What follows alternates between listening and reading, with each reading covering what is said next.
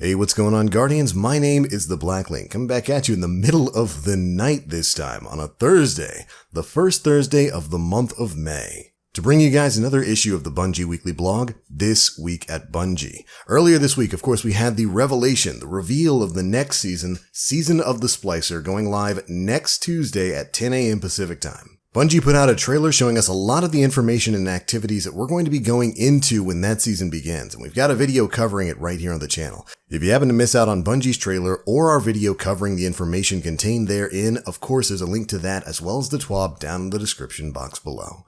Now, this time around, Bungie's talking an awful lot about some of the rewards we're going to be earning starting next week in the season of the Splicer.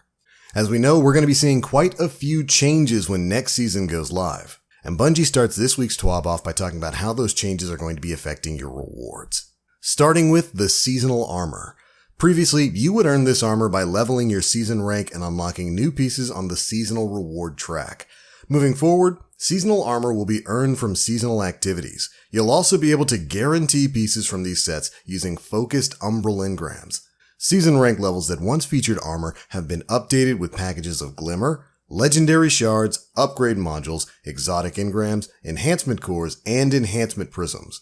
However, universal armor ornaments will continue to be earned towards the end of the season pass. So starting next week with Season 14, you're no longer going to be earning armor from the season reward track. Instead, you're going to be getting it from the seasonal activity itself. Now, on one hand, I really kind of like that. I like that we're earning the seasonal armor from the activity, but on the other hand, the season reward track was a great way to get really high stat armor when you got into some of the upper echelons of the levels there. So I'm going to miss that guaranteed high stat roll, but I am glad that you can earn this stuff in game more easily now. But moving on from there, let's talk about the tools of destruction. On the seasonal track, there will be 3 weapons to earn. Season Pass owners will unlock the new exotic sidearm on day 1 of the season as soon as they claim their first reward. Additionally, the new shotgun and heavy machine gun will be up for grabs as you level up. And then we get a great picture of all 3 of those weapons right here. And no worries, if you want a full loadout of this style of weapon, Bungie's got you covered. New weapons will be available through umbral engrams and completions of the new 6-player activity Override. But outside of Override, there's even more legendary loot to claim. To start, you'll receive a new quest to earn the Null Composure Fusion Rifle. Once the weapon's unlocked, you can collect Gambit, Crucible, and Vanguard-themed weapon ornaments to further customize your style. And then we get a great sneak peek at the pursuit weapon for next season, the Null Composure Fusion Rifle. And while I'm really excited to learn how that weapon is going to work, we've got even more weapons to cover in this week's TWAB. There's also weapons joining the current slate of post-game rewards for Gambit, Crucible, and Vanguard strikes. In total, there will be 12 legendary weapons to earn, 4 per activity. And then for you in-game focused Guardians out there, 3 familiar weapons are going to be up for grabs. And of course, these are going to be classic weapons from D1. Just like last season, each weapon will be on a weekly rotation in Nightfall playlists. Upping the difficulty will give you a higher drop chance as you search for desired roles. Starting June 22nd, Grandmaster Nightfalls will become available, introducing adept versions of each weapon. And then we get a look at the 3 returning Nightfall rewards, the Hung Jury, the Plug 1, and then either the Uzume RR4 or the Irene RR4 Omelan Sniper from Destiny 1. 3 classic weapons from the start of this franchise. Really exciting to see those return, and of course Hung Jury was a fan favorite back in the Taken King. Really crazy to see it back. Here's hoping it lives up to the legacy. Of course, you're going to have access to all of these rewards, plus the rewards to be found in the Vault of Glass, Trials of Osiris, Iron Banner. We know we've got some new stuff coming from that, and even more. I cannot wait for this new season to start because I cannot wait to get my hands on some of this new gear. But that's not the only bit of news to talk about in this week's TWAB. We get a sneak peek at what some of the patch notes from next week are going to look like. Now, these patch notes cover a litany of things, ranging from colorblind support for stasis abilities, all the way down to some subclass tuning. And that's what we're going to start with. First up for you hunters, the freeze detonation from Silence and Squall has been reduced from 12 meters down to 8.5 meters in radius, and enemy Squall now has a red ring to define area as it approaches, making it a little bit easier to get out of. For Titans, the Shiver Strike melee energy is now refunded when Glacial Quake ends, and they fixed an issue in which players can trigger Whisper of Torment by standing in an opponent's barricade.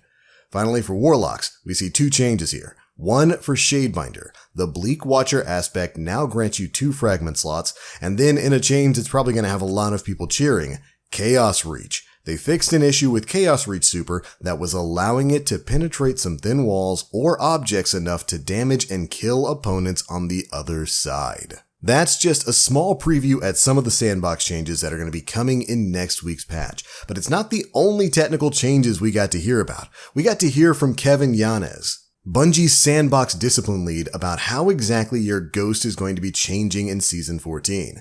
We're getting a new nav mode, which is basically the menu that pulls up when you pull out your Ghost. And believe me, this incoming nav mode is a major upgrade. Your Ghost will now have tabs for separated bounties and quests, and all bounties will now appear in your Ghost's nav mode. They can no longer be individually tracked as a result. Category switching on keyboard and mouse can now be controlled on the scroll wheel as well, and track triumphs now appear in their own Ghost nav mode category. And you get to see all of that really quick here with this clip that Bungie put out. This is a fantastic UI change. Seriously, it's such a great quality of life update, so now you can track all of your stuff just using your Ghost rather than having to pull up the quest tab. But it's not the only UI change we're getting. Legends have been added to the Director Destinations tab. This is where you'll find Vault of Glass in just a few weeks. And if you were to ask me, why is Bungie making an entire tab just for Vault of Glass? I would say they aren't making an entire new Legends tab in your destinations just for Vault of Glass. Looking forward to seeing what else might pop up there. Additionally, we've got some other great quality of life changes here in the Helm as well. The Helm now appears in the Director Destinations tab. It's been moved from the tower, and it has its own map, so you'll be able to load into it even faster. And Focused Umbral Engrams and Prismatic Recaster saw some changes too. Umbral Engrams now auto-decrypt when focused via the Prismatic Recaster, and the visual states for focusing options on the Prismatic Recaster have been streamlined to reduce visual clutter and confusion. Both worthwhile changes in my opinion. Next up, we've got some big changes coming to Glory, Valor, and Infamy. Essentially, Glory, Valor, and Infamy reputations have had their internal systems rebuilt to a unified implementation. In-game, however, players should expect minimal perceived changes. They've unified Glory, Valor, and Infamy rank reputation tracking. Before Forsaken, Glory and Valor only had major ranks, Guardian, Brave, etc. After Forsaken, Glory and Valor gained sub-ranks like Brave 1, 2, and 3 alongside Infamy.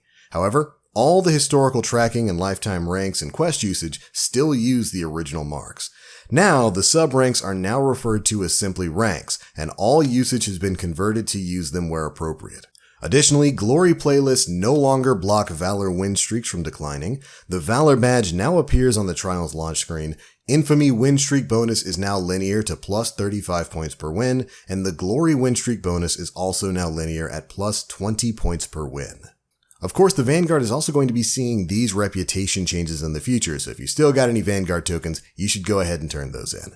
But essentially, these changes are a precursor to some larger improvements that are planned for Season 15, to make a more streamlined reputation upgrading system for Valor, Infamy, and Glory. After that, the next biggest change in my opinion has to do with some returning playlists. Momentum Control and Team Scorched have returned and will be available as part of the weekly playlist rotation once again. Which makes me really happy because I love Momentum Control. Additionally, Bungie has finally added a full suite of trace rifle focused armor mods to the game. Huge change, it is about time. The last big thing I really had to talk about in this week's Swamp has of course to do with the Solstice of Hero armor glows from 2018 and 2019. Well, Bungie was able to successfully rework and rebuild how those glows work to address them at the community's request. They state that their current plan is to make those glows into universal ornament sets just like the 2020 Solstice of Heroes universal armor ornaments. This fix will have some limitations though. These ornaments will not be updated to support Stasis, but will support Solar, Arc, or Void subclasses. In addition, the granted ornaments will be for the legendary armor set from each year only. Players who acquired any subclass type glow for that year or slot will still receive the corresponding legendary ornament for all three classes. They're hoping to have this fix deployed by Solstice of Heroes 2021, but they cannot guarantee the date yet. And they'll keep us updated in future TWABs if that happens to change. But alright, Guardians, that's it for the biggest bits of news to come out of this week's issue of the Bungie Weekly blog, This Week at Bungie. I didn't cover everything that's in there because some of those patch notes are gigantic. If you want to get caught up on every last detail for every little thing that's changing next week, at least that we know of right now, there's a link to the TWAB in the description box below for you to go and check all that out. But anyways, that's the news and those are my thoughts. Be sure to leave me yours down in the comment section below. And if you enjoyed the video, feel free to drop a like, make sure you subscribe, and hit that notification bell to stay up to date with all the latest stuff we're putting out. And bye for now. Thank you all so much for watching. And as always, I am the Black Link.